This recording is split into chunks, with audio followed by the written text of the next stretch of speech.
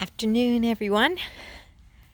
Sitting in my backyard here for a minute. I was actually getting ready to go play some golf with my husband, and the Lord just dropped this in my heart to share. So, yesterday, John and I went together for Memorial Day. We just decided that we would just go downtown for a minute.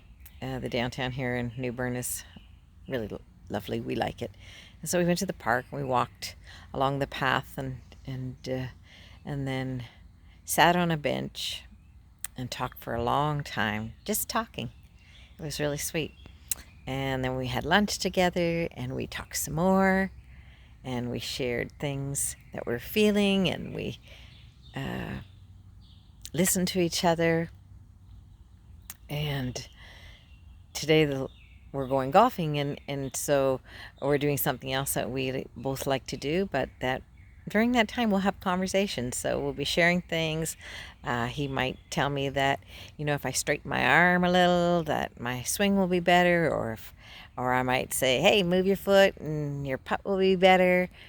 And but it's an interaction, and I really enjoy it. And the Lord was just saying to me that He already knows us. Okay, so let me go back a bit.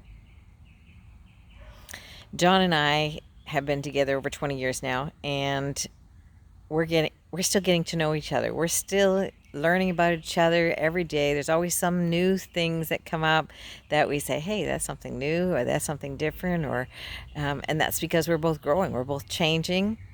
We're both in different places than we were when we first got married. And so we both are still getting to know each other, and that's a good thing. Now, back to the fact that God knows everything about us. And He doesn't need to have us in His life in order for Him to know everything about us. He already does. He knows everything.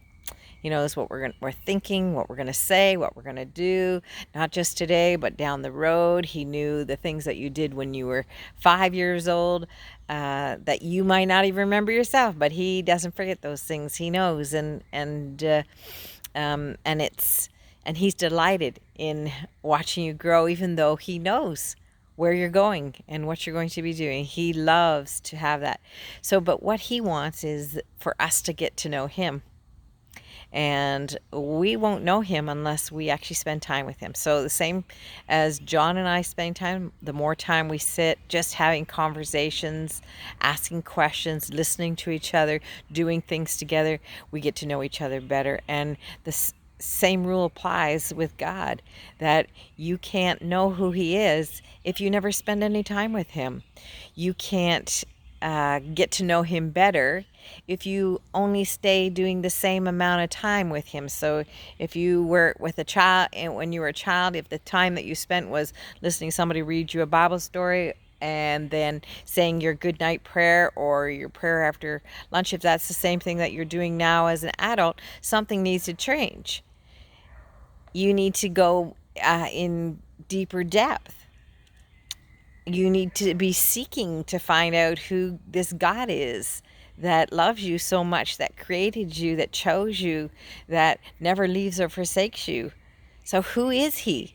And the more you get to know Him, the more you can understand yourself, because you start seeing yourself through His eyes, and through His perspective. And so I encourage you, get to know God.